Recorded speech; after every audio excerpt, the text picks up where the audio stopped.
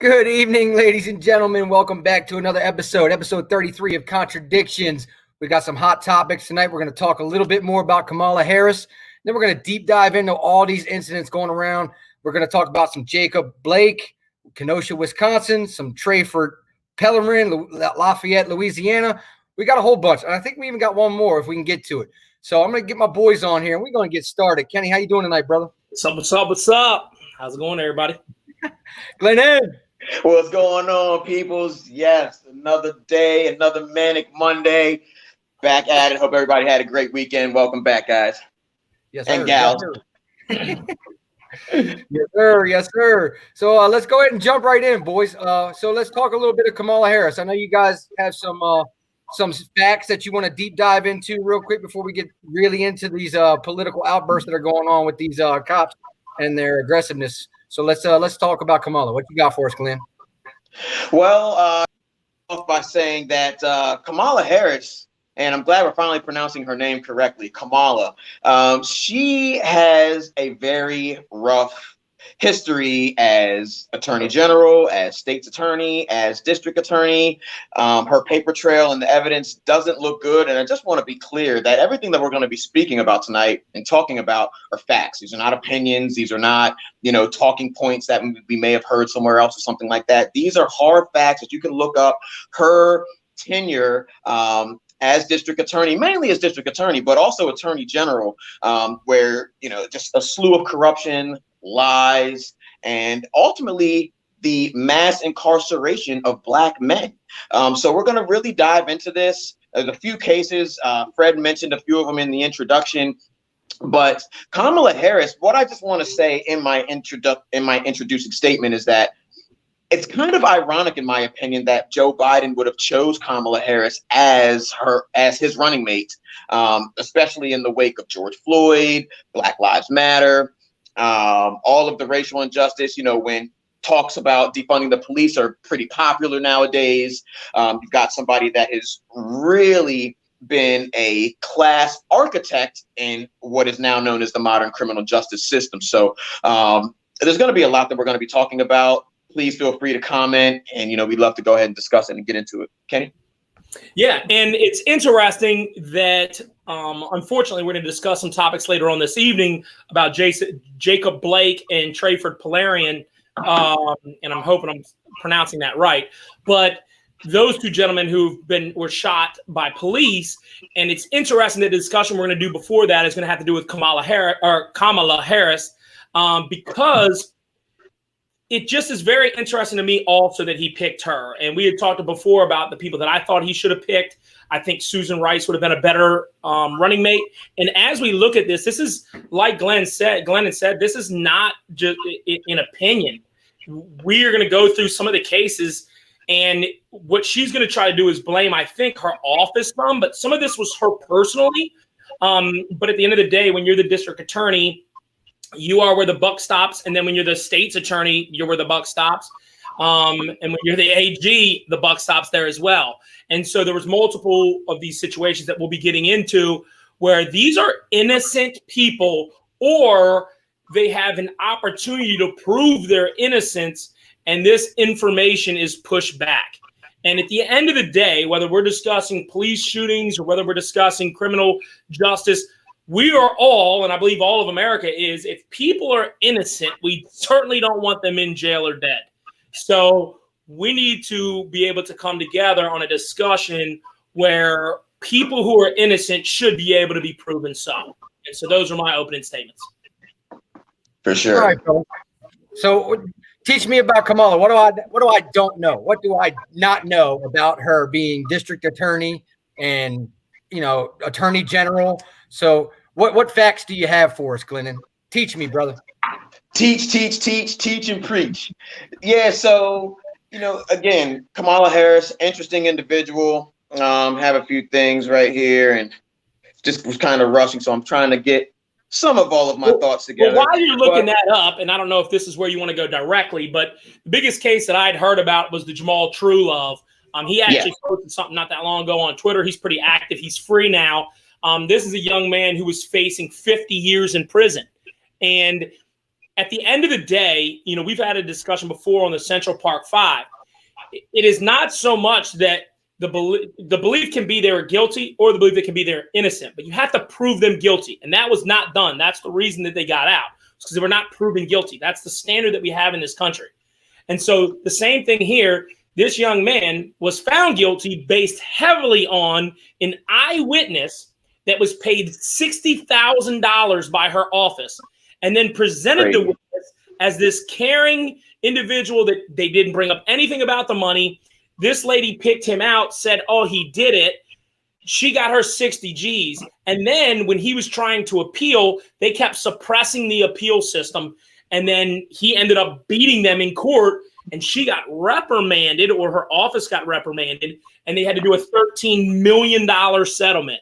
So to me, that was one of the bigger cases. He was an ardent Bernie Sanders supporter, and he kept bringing this up about Kamala to anybody that would listen. So, absolutely, and also too, it was a gentleman that was incarcerated for 13 years that he had actually proved his innocence. He had essentially proved his innocence and was up for exoneration.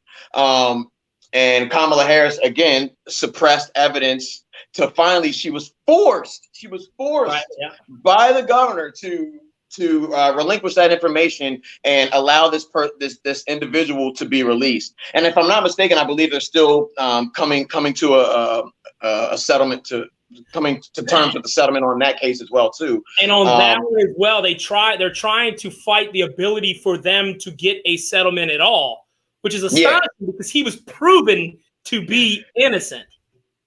Right. Yeah. So and the job of a progressive prosecutor, as Kamala puts it, is to look out for the overlooked, right?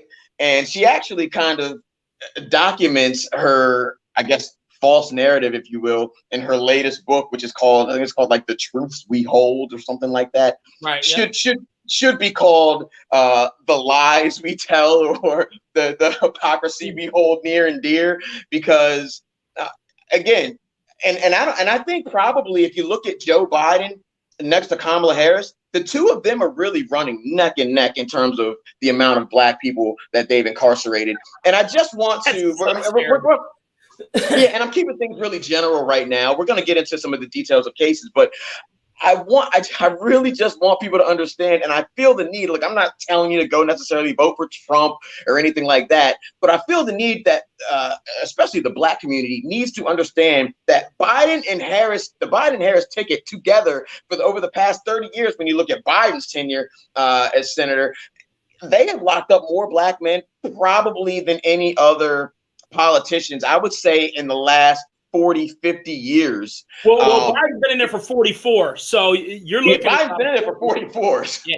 It might even be longer than that. It's really bad. It's not looking good at all. And then also, too, another thing that I wanted to touch on before we really kind of deep dive is that Black Lives Matter, the movement Black Lives Matter. I'm not like saying it like Black Lives Matter, but the Black Lives Matter movement has actually denounced Kamala Harris. And that's really huge because Black Lives Matter at this point in the game has pretty much acted as a political arm for the Democratic Party. And so BLM isn't fooled. I'm not fooled. I hope that you guys, especially after this episode, won't be fooled. And I hope that you guys will, look at some other options or consider some other options. One thing that I will say, even though we're going to be going through Kamala Harris and all of her, not really shortcomings. I mean, these are just things that she has done intentionally, intentional lies and corruption, that people can change. And what she's saying right now, it kind of leads to her changing. But it's just really hard for me, because if you take a criminal, for example, right? And let's say a criminal commits a new crime, they're in court And the prosecuting attorney is obviously going to bring up that criminal's past record so that you can understand who you're dealing with, right? Is it really fair all the time? Not necessarily, but is it understandable? Does it make sense to do so?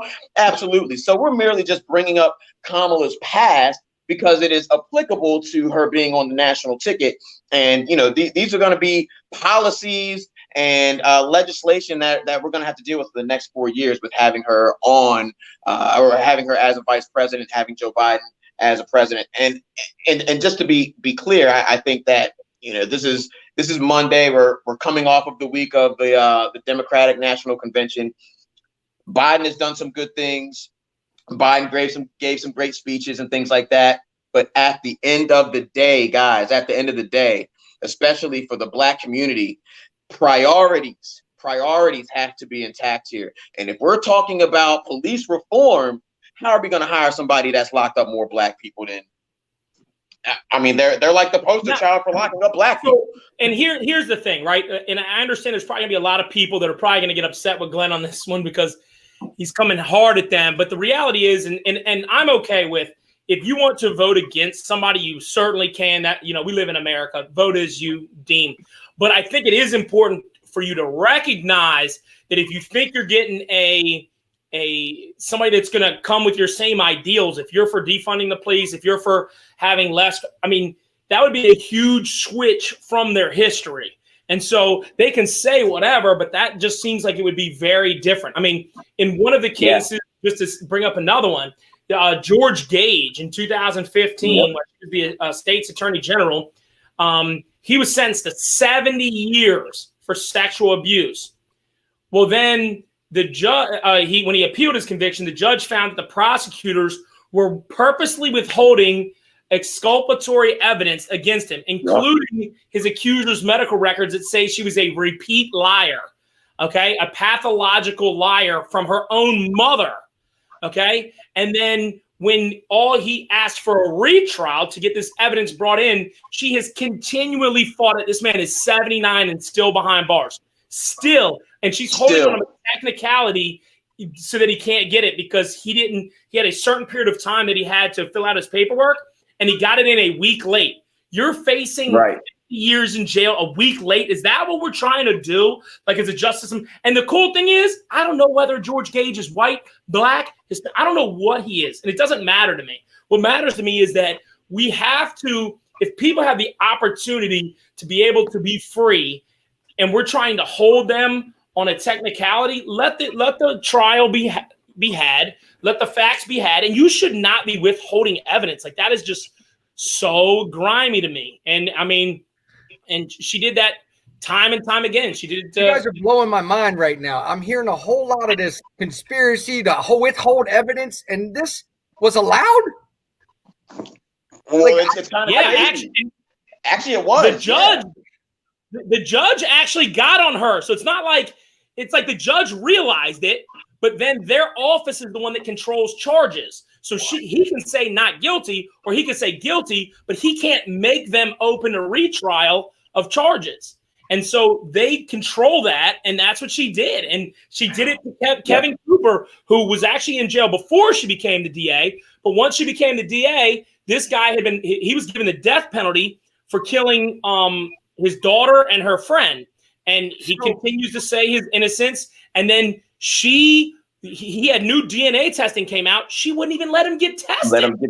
Yeah, it's crazy. How do you refuse testing to somebody? I must be naive, or I must be out of the loop. I must be out of the loop because I've been driving so much, haven't been able to watch too much of any of the outlets. I'm like, damn, has this come out? Like, people know this? Dude, she is diabolical, bro. Like seriously. Here's the thing. It comes down to pride. And I'm gonna give her a little bit of a buffer zone. And I know some people on the right might not like that I do this, but here's the thing. You're a woman of color, whatever the hell the technical term they want me to call people nowadays, a non-white woman. And she's, and let's be honest, she had to mess with some old dude to get her first kind of job to get to where she needed to go, and she's trying to get up this ladder, and then she gets there and she has to a certain extent, like, of course, I can play the card and say, hey, look, you should just take the right thing, do the right thing. But when you're in that position, man, that position of power, that's why I'm so anti giving power. I'm more for power for the people, because if you give these authoritative people power, what was she going to do? She going to throw the other judge under the seat? She going to throw the attorney before her, the state's attorney before her, the AG?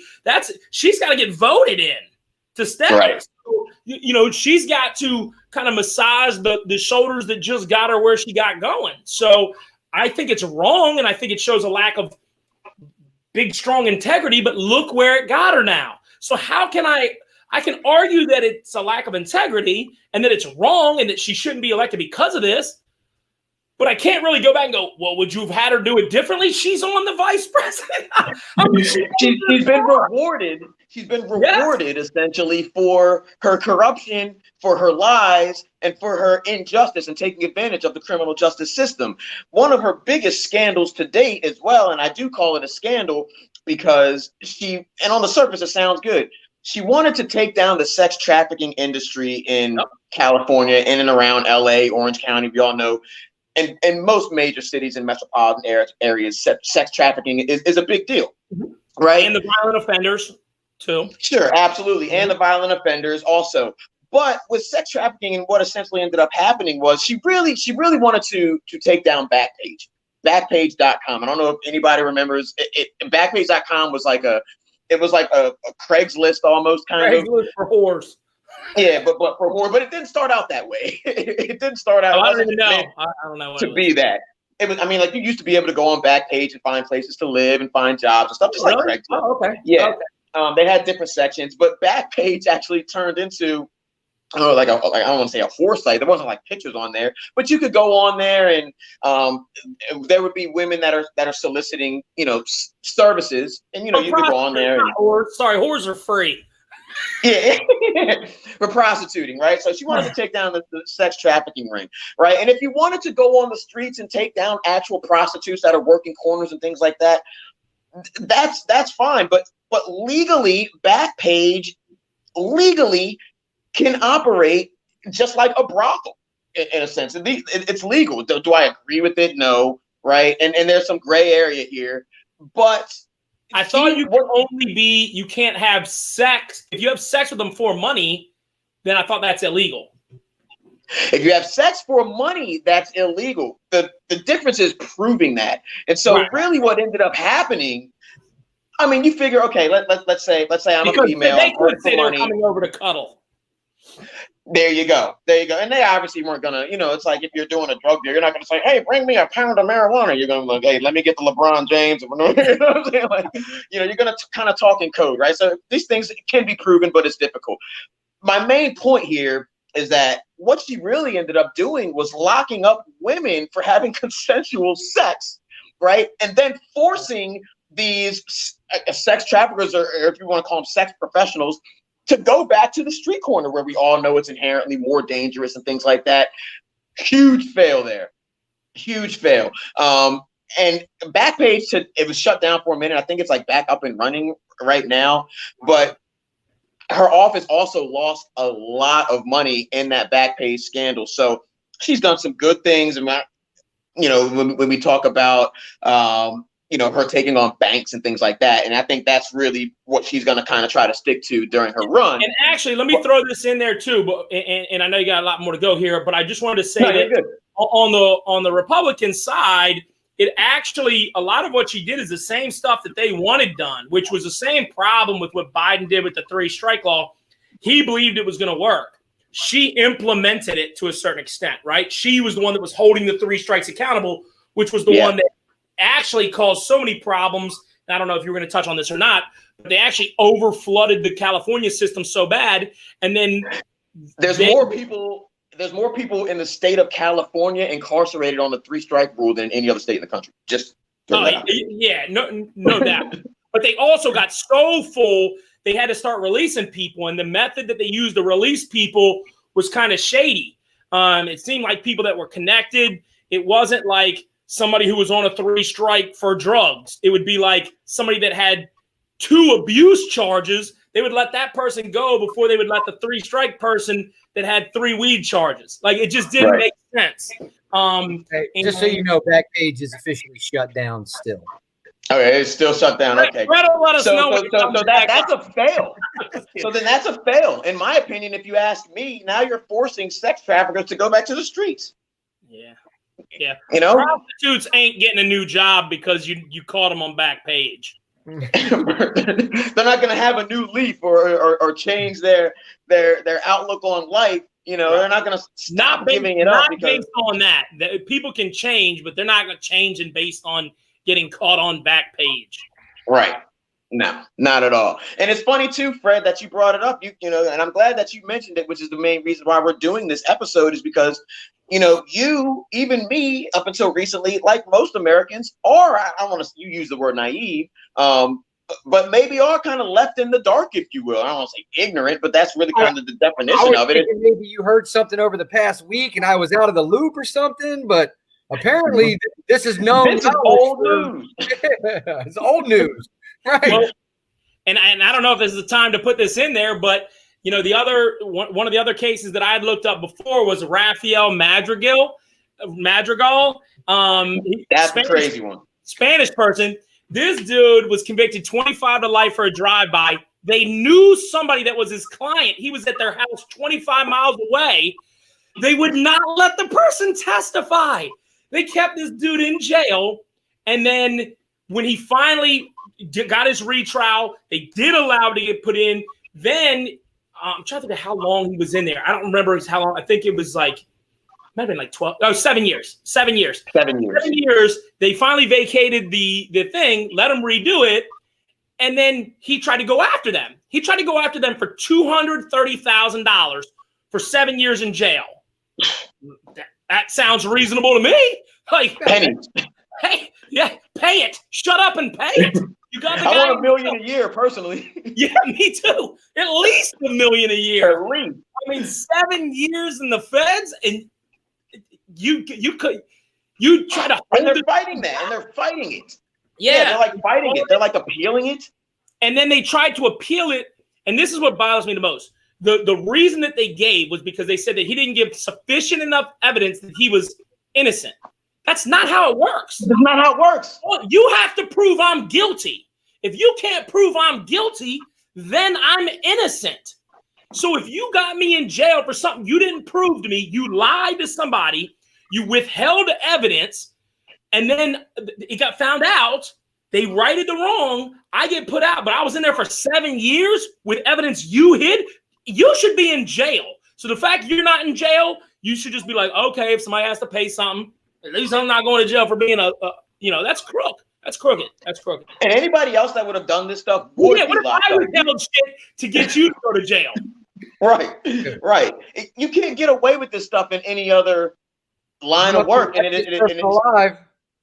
Yeah, it's really, really sad. Also, I mean, there's just so many cases. I mean, there's like we'll be here all night talking about them. There's so many of these instances. One of the more troubling cases, in my opinion, because she had made it pretty vocal, pretty publicized that she was going to go after sex traffickers and not only women but pimps, pimps or whatever you want to call them. And so she went after one gentleman, and he ended up being locked up for 3 years, if I'm not mistaken.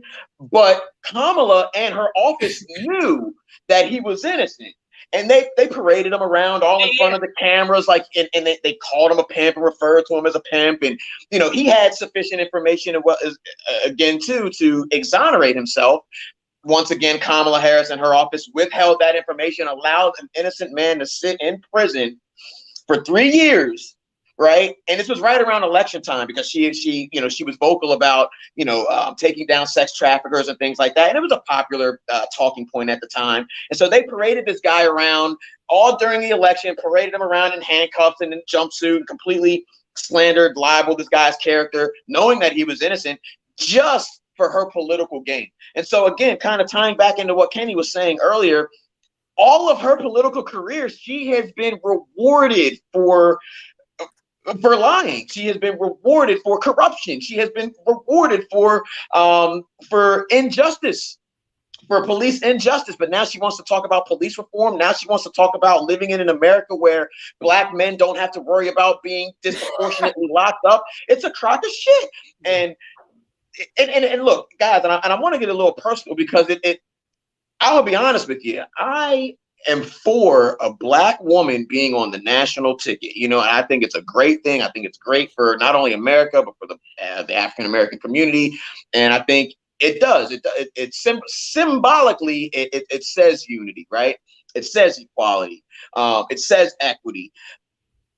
Underneath of it all, you have to, and this is the problem. You can't have it both ways, because this is the problem that a lot of people on the left have with Trump. Right? Trump has done some things that he could tout. Trump has done some things that he could talk about. But it's like most Black people, most people on the left can't even get to that because his character, because of the things that he says in his tweets, because him constantly referring to Black people as thugs, right? So with Kamala, it's the same thing for Kamala Harris. Yes, Black woman on the national ticket. Awesome. All for that, right? I went on and said that I think Kenny likes Susan Rice. I liked I can't think of her. There you go. And so those are two other black women that would have been great for the seat. But again, it's very ironic that he would have chose Kamala Harris. But I do want to say that one thing that Kamala Harris does bring to the Biden ticket is her ability to, she's nasty. She can equal Trump in that sort of quippy nastiness, sort of thing. And just like an attorney general.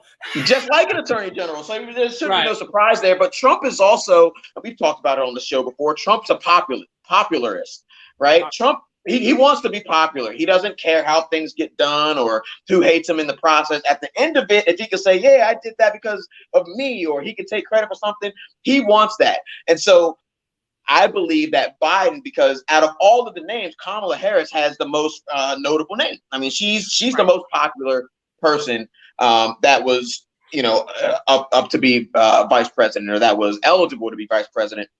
And so I think that that's why he picked her. But now, especially with BLM denouncing her, they're going to have a really tough time, in my opinion. When did that happen? Because I did not see that. That happened over the weekend. I didn't see it either. I just came across a small article, and I'll send it to you. But Black Lives Matter pretty much started going through her entire litany of corruption. I mean, there's a whole rap sheet of it, and they spoke out on it in this article, and it's the same thing. They're not being fooled. Most of America is fooled right now, and they need to know the real deal. They need to know the truth. Well, like you said, man, we could probably go on all night with her rap sheet. I had no clue it was that big, to be honest. And I think knowing just the 3 or 4 events that you guys just brought up brought some light, shed some light on to maybe some of the viewers that were like me, didn't really know. So now I got to go doing some investigating on my own and see what I think. But moving on, more. I'm letting you know there's more. Yeah, there's more. Daniel Larson. Yeah. There's a list. All right, so maybe we put a list out on our site somewhere in case people want to go out and they want to do their own research. We'll give them a little. We talked about True Love. We didn't mention. We mentioned George Gage, and I think George you did Gage. mention him already. Yeah. So let's just go ahead and move on. We're talking controversy here. I think this is going to get real heated next. If we move right on to our next topic, Jacob Blake, Kenosha, Wisconsin. Individual was shot 7 times in front of his kids. So that's what the media is telling you, right? So what I've seen contrary to that, and I'll let you guys debate it afterwards, but what I've been seeing on things that I've did my research on is that the police were called out because Jacob Blake was brandishing a knife in conjunction with the domestic dispute. So while en route, the police were told, hey, look, this guy's got outstanding warrants related to sexual assault charges and domestic abuse charges. So cops are coming on scene knowing that this guy has got an active warrant, right? They already are on high alert. So they tried deploying a taser on this guy. It failed. Tasers sometimes fail, even if they get connected to the guy. And then also they were telling him, hey, put the knife down, put the knife down. He said, now this part, I don't know if this is true or not. All right. This is what I've read on some articles. He told the cops he had a gun in the vehicle and that he was going to get his gun. So when he went around the corner and reached into the car, at that point, I don't know what you're supposed to do. All right. You guys debate it. You tell me what was right, what was wrong. Well, first, I'll say that most of the stories out do not just give what Fred just gave. If they gave that, I think this world would be as close as me and Glenn are in this picture right now in terms of being able to come to at least a reasonable position. The fact is, I had to read about 5 episodes before I heard about any of that.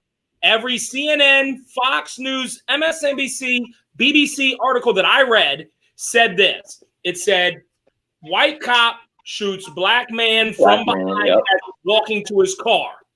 That was the gist of it. Then some of them said he was there to break up a fight. Some of them said this. Some of them said that. But those were the key details. There was zero mention of the fact that this guy previously had and actually, before we get into any of the nuance, let me just say I don't believe, I think it comes down to 2 things. I don't believe that this man should have been shot 7 times, okay?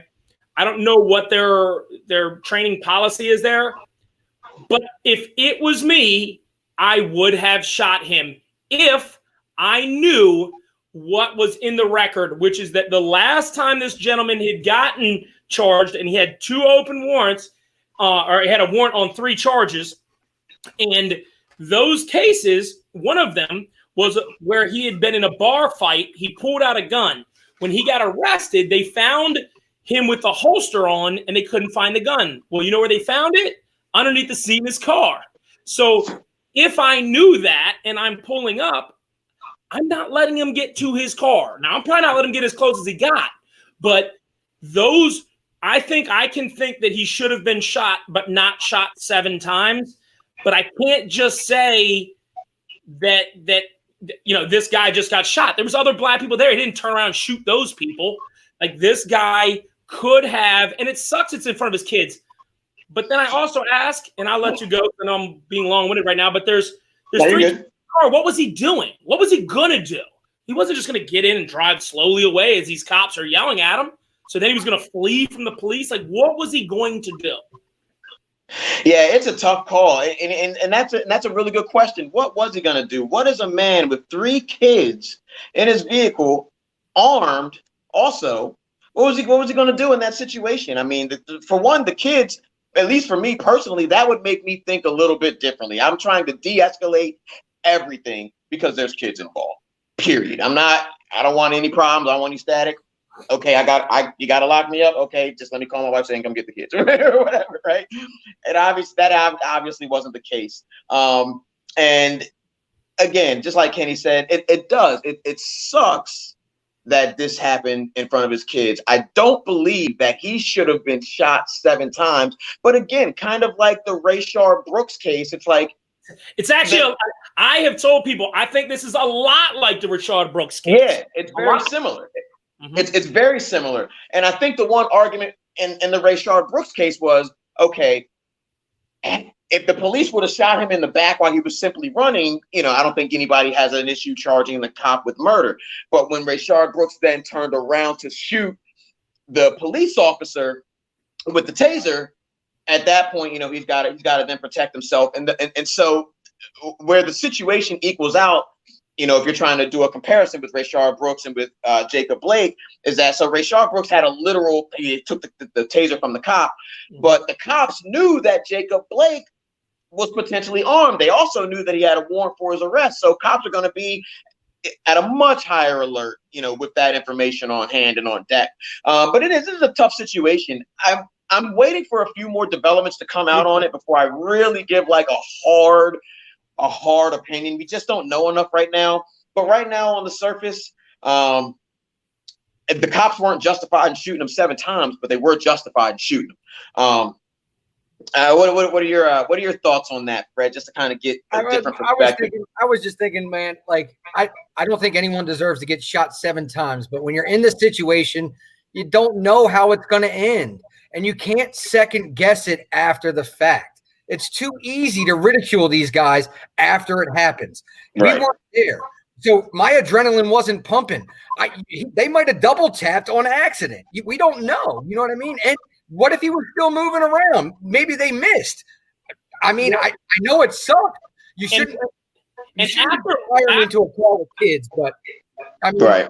I'm not even sure that they knew the kids were in there. It looked like the windows were tinted. I'm not sure. This all goes back to the fact that what Glenn said is like, look, this is really early. And this is why we can't just jump to conclusions and have the media tell us how to fucking think. Well, it was within 5 hours that people were burning shit down. Like, I know, it's like the response time. It's like, gosh, damn. First of all, it bothered. It's the media's fault. It's the media. It's the media's fault. Period. Yep. It's the media's fault. If the media. Go ahead. I was just going to merely say that when you have every article say this guy was breaking up a fight, what you don't find out, till I found out today, was that, first of all, this is the same lady that he has 9 domestic violence charges against, and he's at her house. He's not allowed to be there. So, in my opinion, just thinking normally, right? Not white, black, just thinking normally. If I'm with some girl and she's fighting some girl that I have domestic charge, that's my ex fighting my girl. That's what's going on. Of course I'm trying to pick it up, but I brought her there. Right? With your kids in the car. Now, maybe they were doing a drop-off. Knowing you got a restraining order. Yep. Maybe they're doing a drop-off pickup, right? Maybe it's the baby's mama's fault. There's so much information that we don't know. What we do know is it looked like he had on the video that he had a knife in his hand. He's walking away. The police are giving him demands. It's like, dude, you have your kids right there.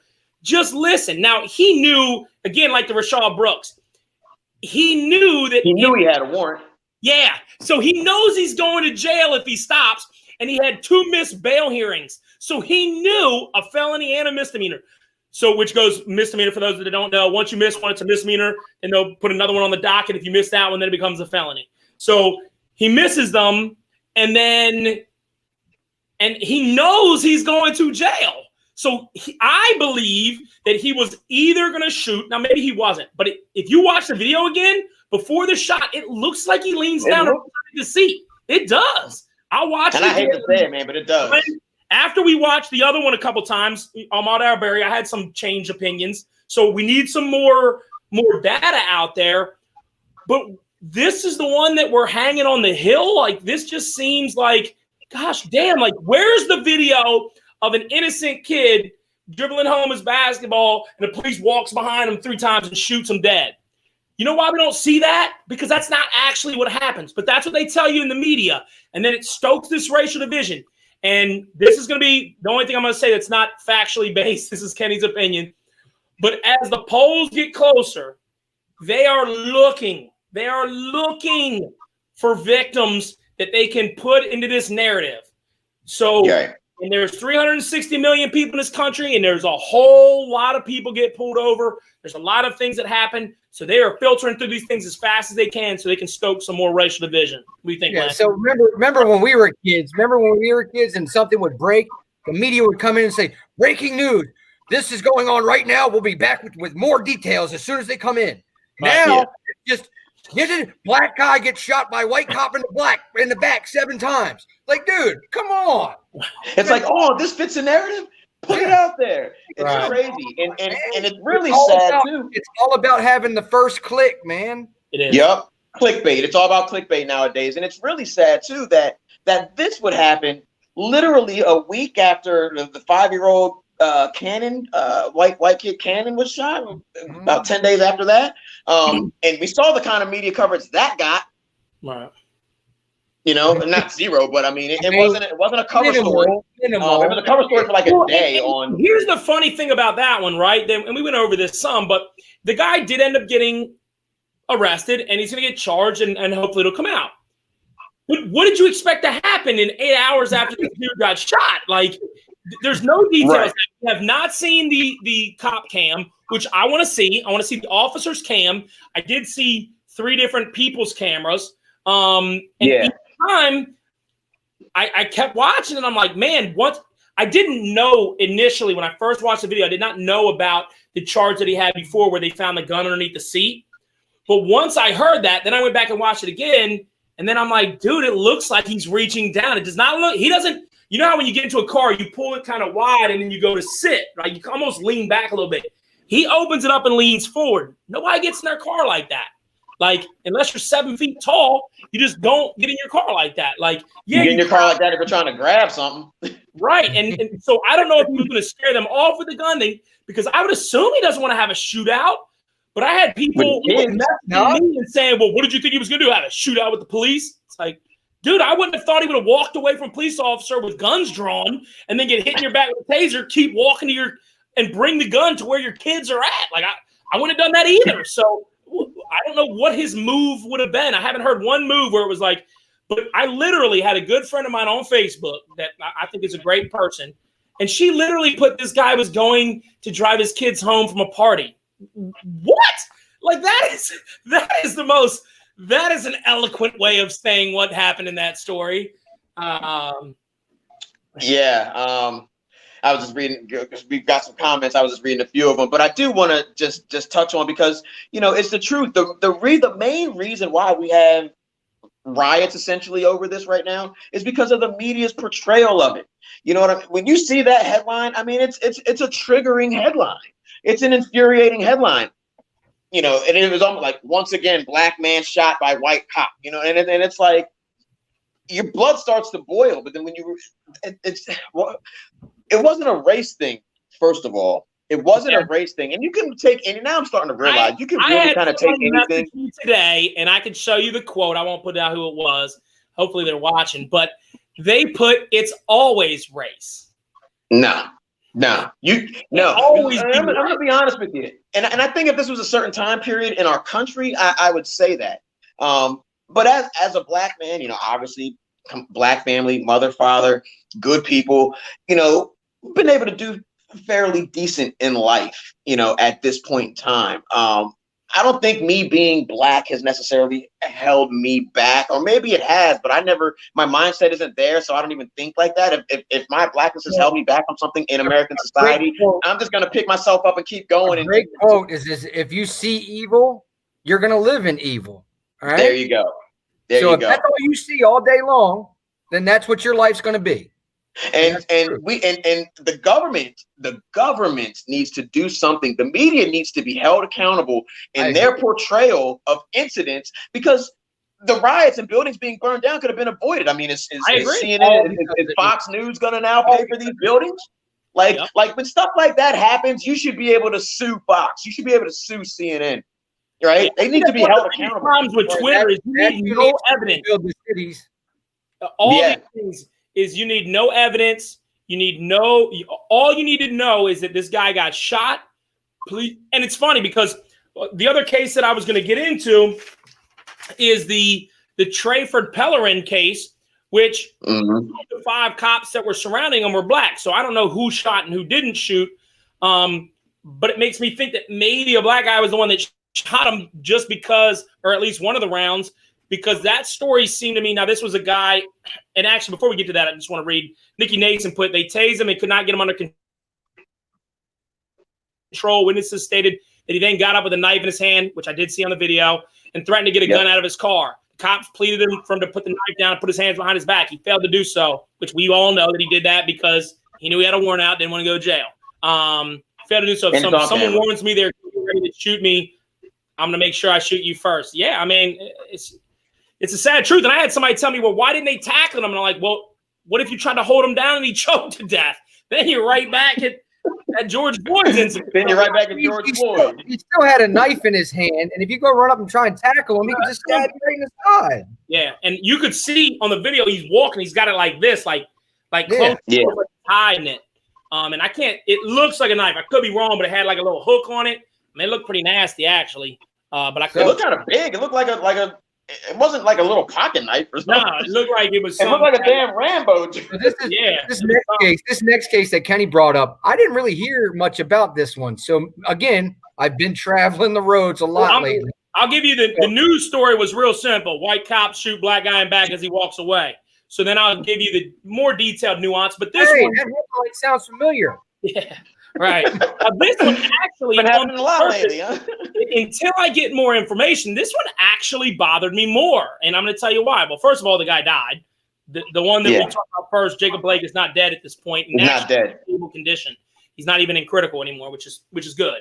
Because I still, of course, he doesn't deserve it. 7 times and not even in critical condition. So police ain't trying to murder nobody. That dude hardcore. Right. Shoot his finger off. Dude, what if they come back? Now I know we're probably gonna get fucked up or we're gonna get in trouble for making light of it. But what if all 7 shots are in his legs? They were like, we didn't want to kill him. We just shot the shit out of his calf. He had 5 in his calf. That cop's probably being fired for being a poor shot. But we don't even know how many shots actually hit, do we? No, I don't know. No. And I've actually heard 6, 7, 8, 9. So I don't know. It's hard sometimes with echoes. It always sounds like you're shot more than you're shot because you hear the gun go off. Then you also hear the echo. Echo. So you can shoot 3 times and be like, that sounded like 6 shots. You got to be. Yeah, because one shot is like, pow, pow. It's like, right. And sometimes it's 3. I mean, if you can hear it off the building, it can hit off the building. Lots of different sounds there. So you got to just go by casings. Whatever casings they find. So Trayford Pellerin, what happened here is this is a guy that has some mental disabilities. He was in a store threatening to stab somebody. Okay. The police get there. They're trying to de-escalate it. He starts walking and he just keeps walking away from them. And they're probably about 3 meters behind him and they're just walking. This dude walks for half a mile. Okay. He's got a knife in his hand. He's still walking. They're like, freeze. He goes to go into this other like gas station, grocery store thing they got, like a Shell convenience store thing. So he opens up the door, and once he opens up the door, bang, bang, bang, bang, bang, bang, bang, which I think is like, that one was like 10 shots. So, I mean, of course, again, my thing is, and those, like I said, at that point, there was like 6 or 7 police, and like 3 of them were black, which again, I don't even like bringing that up because to me, it doesn't matter. I don't think they were trying, if they wanted to kill him because he was black the whole walk. He was black when they first got there. So clearly it was something a little deeper than race.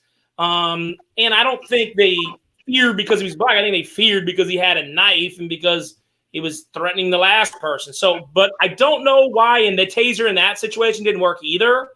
And just to touch on that really quick, I know quite a few people that have had run-ins with the law, and they decided to run from the police, and the police tased them, and the taser didn't work. So tasers not working are very common. And if you're kind of like a brolic dude, like I know people that have like straight up like ripped that staple out of their skin and just keep getting it. So that's a pretty common thing for tasers not to work. I've seen it happen on Crofton Parkway on somebody. I seen it firsthand. Yeah, not firsthand. It wasn't me this time. nice entertainment for the day. Yeah. But in terms of Trayford Pellerin, and we've talked about it on past shows before. And let's be honest, race, in my opinion, I think unless it's like overt or it's blatant, I feel like in the Ahmaud Arbery case, I feel like race, because of his character and past things that he had posted, the McMichaels and things like that. It makes it easier. I'm with you. If we can find evidence of it, I have no problem getting on that train. I'm just not getting on the train with no evidence. Right.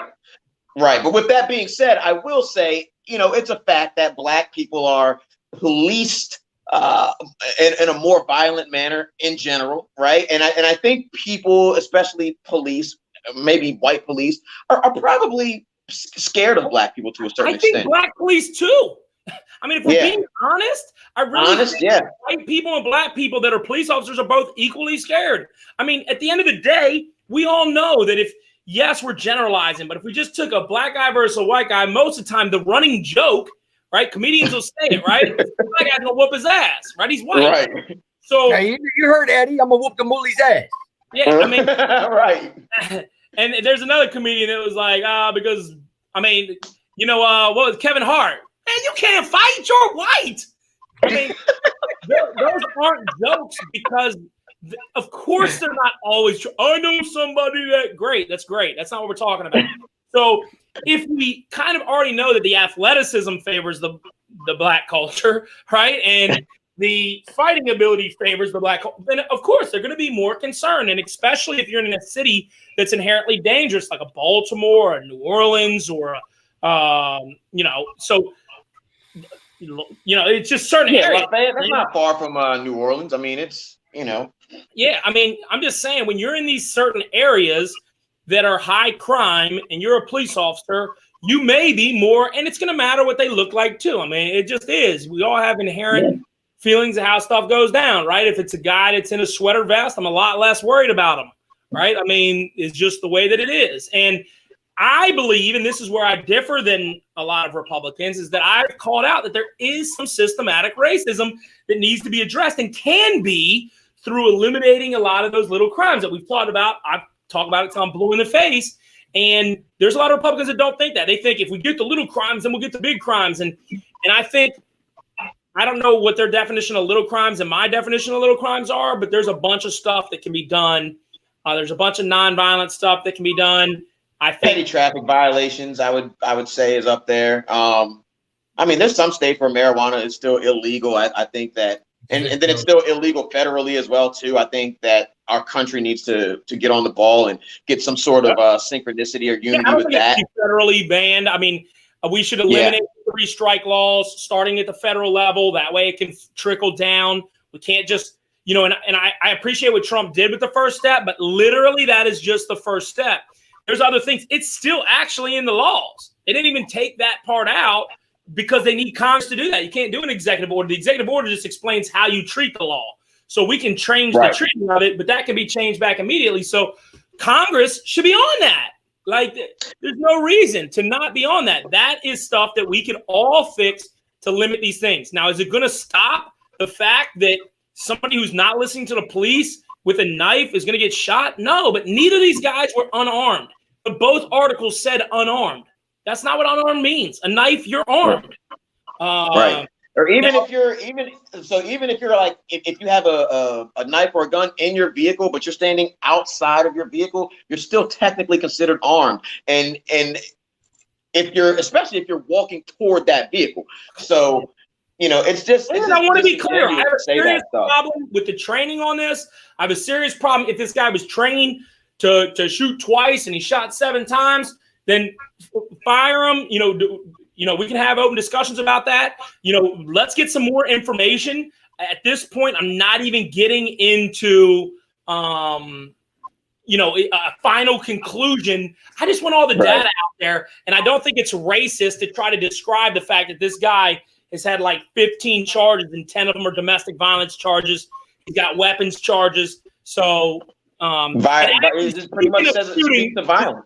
Is the last thing I'm gonna say about shooting is Luka is the truth.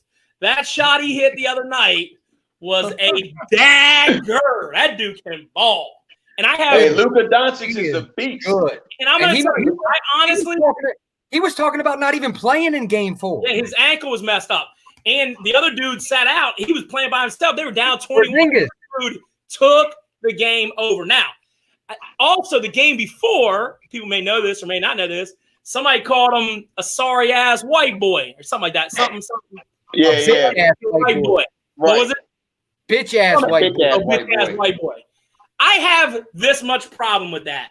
Anybody who has ever played a highly competitive sport after the age of 12, if you haven't had people call you out some sort of name that they're trying to get under your skin for, something derogatory on the field, you're not playing a real sport. And look, and in that context, I agree with you. I mean, and not to politicize this conversation too, but if we can accept Trump grabbing people by the pussy, we can definitely take some trash talking on the court. I mean, do I think it would be treated the same? It's not the same, but you know, I had to throw that in there.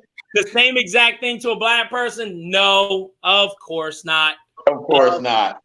But I would take the same stance then. I'm a freedom of speech guy, and I guess I played sports. I just don't see it as like I wish somebody would talk shit to me that way. I mean, you guys watched the special with Michael Jordan.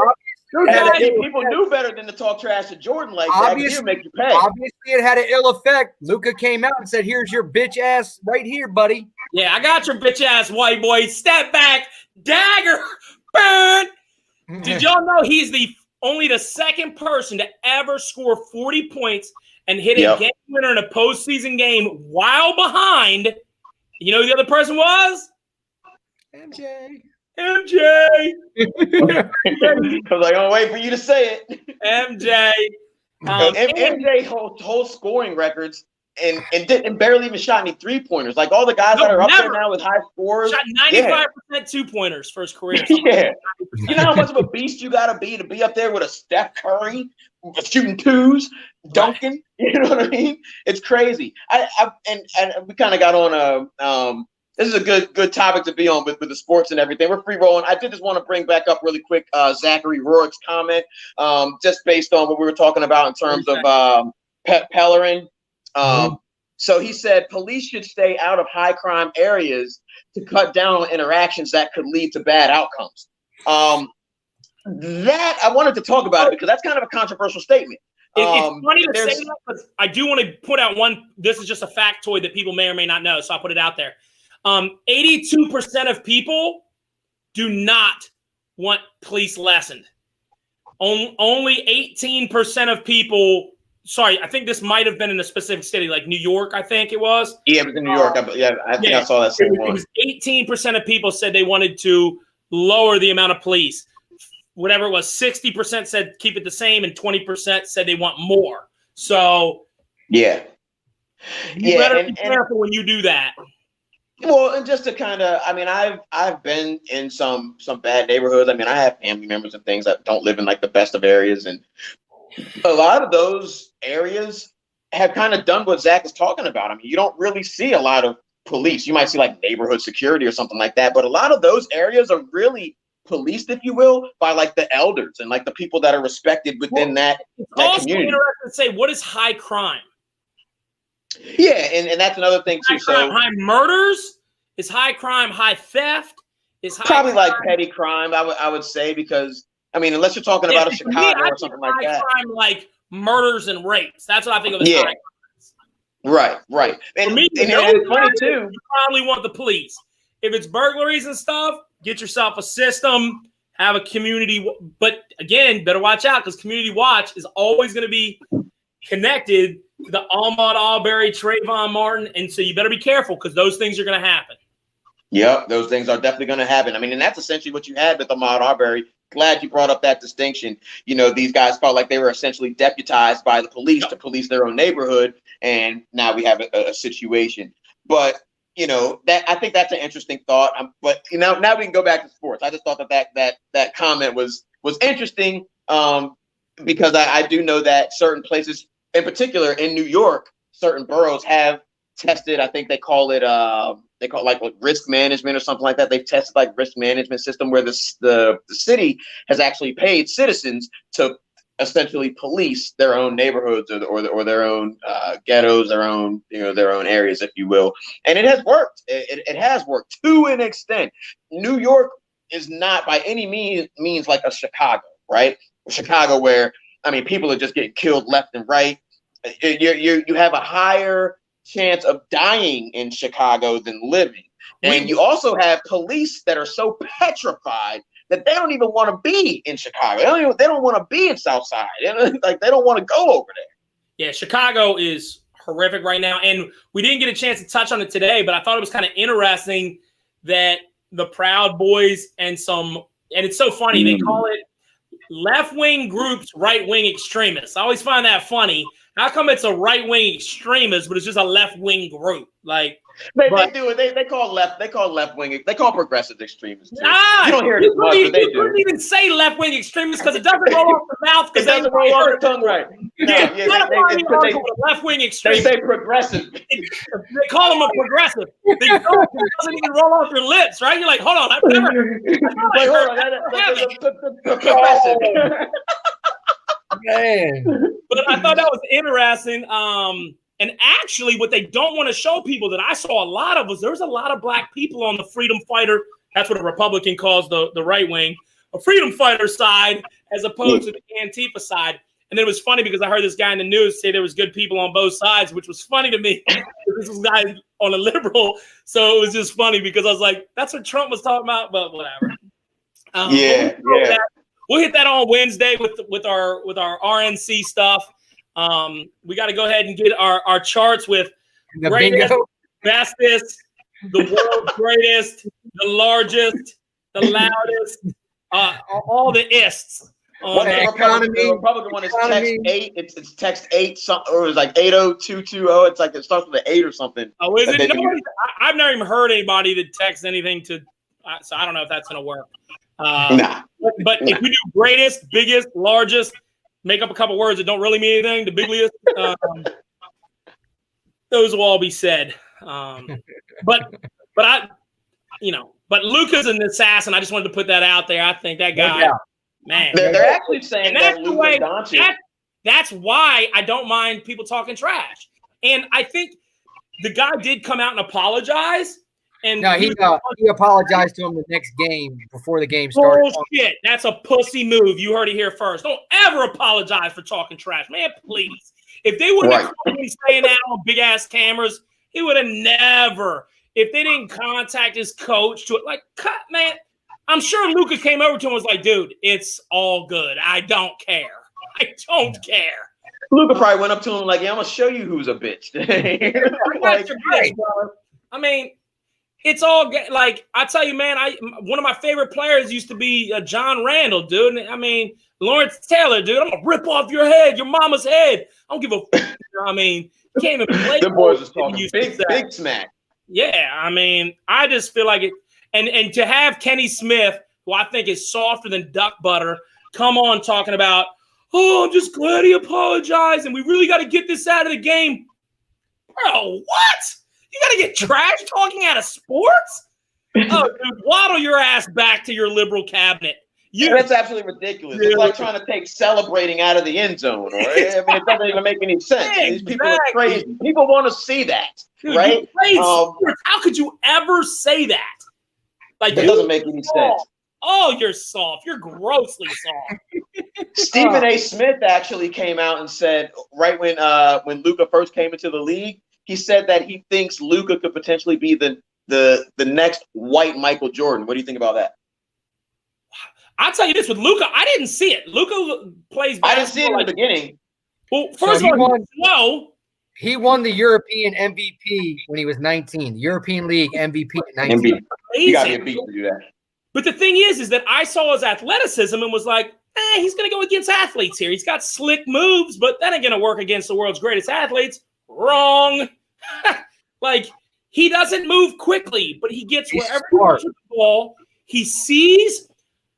I mean, his court vision is crazy. I'm not trying to say this ahead of time because I know people are going to criticize me for this, but he's got better than LeBron vision, which I think LeBron's top 3 vision in all of football. I mean, in all of basketball for the entire time he's been there. His passing is excellent.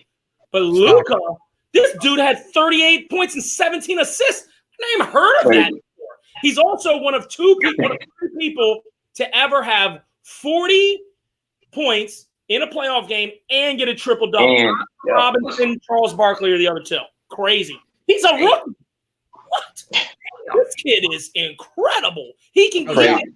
And he gets baskets that are like he makes a move, everybody falls down, and he just goes, and it's like right there. And then to make the layup, clean. And then he stepped back, and that thing was a damn dagger. Like, I was listening to the game on the radio. They scored that 3. I'm like, game is over. Dude, step in, jab, step, whoo, and it just hit, woof. I mean, just like he shot it. I was like, it's not even on.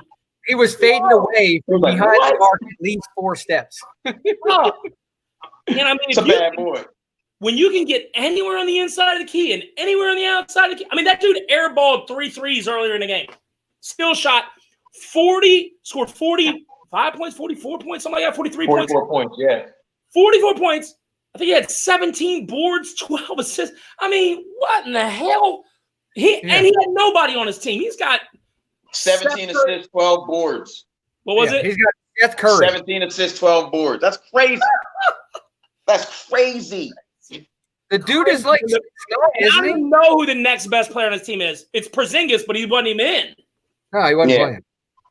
Porzingis is starting to get a little up there in age too. Yeah, and so he's got a lot. He's actually been injured. I thought he just been. I mean, he's not that old. He's just been injured a lot. Yeah, he's been injured a lot. But I'm going to start off. I'll start the closing statement tonight because I'm going to speak on something that Zach Rourke just said. LeBron says he reads Malcolm X. Okay, I wish more people would read Malcolm X. I think if you read Malcolm X as well as some other leaders, Thomas Sowell, Jason, I cannot remember his last name right now, but he wrote a book called Please Stop Helping Us, Fake Black Power. I think if you look into the things that Malcolm X had said about the way to gain power for Black people and the way to actually get accomplishments is not through begging for acceptance, but taking it. And taking it within your own community, taking it within the things that you can do. And I think as you read from these people, these I feel like very enlightened people that have ideas that you can't just say, I think this is going to work. You have to be able to look at data. You did this. Has it worked? It's been 30 to 40 years. This is exactly what Trump was saying when Trump said, what do you have to lose? These liberal policies have been on the books for 50, 60 years since the civil rights movement, 50 years, and even longer than that. And you look at what's happened, and it just, yes, there's been progress, but if that's where you're trying to get, there's a much better place to get. And so these things, I wish people would read about both sides so that they can really decide whether or not these policies that people try to put involved are the right step for Black people. For people of color, whatever the case may be, for America. Because at the end of the day, I wish that we put all that color stuff aside and just focus on being the best America that we can be. And I really believe that that'll help all people. And I know there's people that argue it, but I do believe that rising tides lift all ships. So I appreciate everybody coming out. I know it was a Monday. Hopefully you got something out of these topics. And on to Glenn. All right, Sir Kenny, thank you very much. And that was a very good closing statement. And I agree 100%. I think people should kind of like what we do on the show. We don't just go to one source to research things. We kind of try to take a hodgepodge of information and then come up with and generate solid opinions based on all of the information as a collective. So same thing with reading. I like Malcolm X. I read a lot of Malcolm X. I think my disposition on life, I resonate more with Malcolm X as opposed to Martin Luther King. I'm not a turn the other cheek kind of guy, but that's just me. But I respect his way of doing things. But this show tonight was important, guys. And, it was our idea to really talk about Kamala Harris because there's a lot of tension that's going on with this presidential debate in general. There's a lot of tension that's going on with America. There's a lot of tension that's going on with racism and police reform. And I think that what we really attempted to do here was shine a light on all of her injustices as well as all of her corruption that she's essentially been awarded for. And I think people really need to know and understand concretely who they're dealing with when they go to the polls. Not only that, but she actually polled pretty poorly. She polled pretty poorly in her own state of California. And I don't think a lot of people are aware of that as well. And there's a lot that we actually didn't get into in terms of Kamala Harris, but I think you all get the point. But that was really the main synopsis or the main thesis of the show, if you will, is that look deep into who you're voting for before November 3rd, right? Do your research. Don't be swayed by somebody else's opinion or some talking point that you think was cool that you may have heard on Good Morning America or, one of these other news outlets or something like that. Really do your own research. Just like Kenny said, read from all sources, right? And come up with your conclusion and feel confident going to the polls that you voted for the person that you think truly in your heart is going to do the best for the American people. And with that being said, thank you guys for joining us tonight. Appreciate you guys tuning in to us. And turn it over to you, Brett. Yeah, man. Hey, look, another great show from the boys. I don't know what to say. They bring it every night. We talked a whole bunch about Kamala Harris, Jacob Blake, Trayford Pellerin. We got into some sports. So, I mean, it was a great show. If you missed out, come check us out on YouTube. Check us out on the Facebook page. If you have any comments about the show, hit us up on email, Instagram, whatever you need to do. We're on all of them. So you can find us, contra.dictions.us. All right. So having said that, that's another great episode, boys. Good job. And we'll see everybody Wednesday night.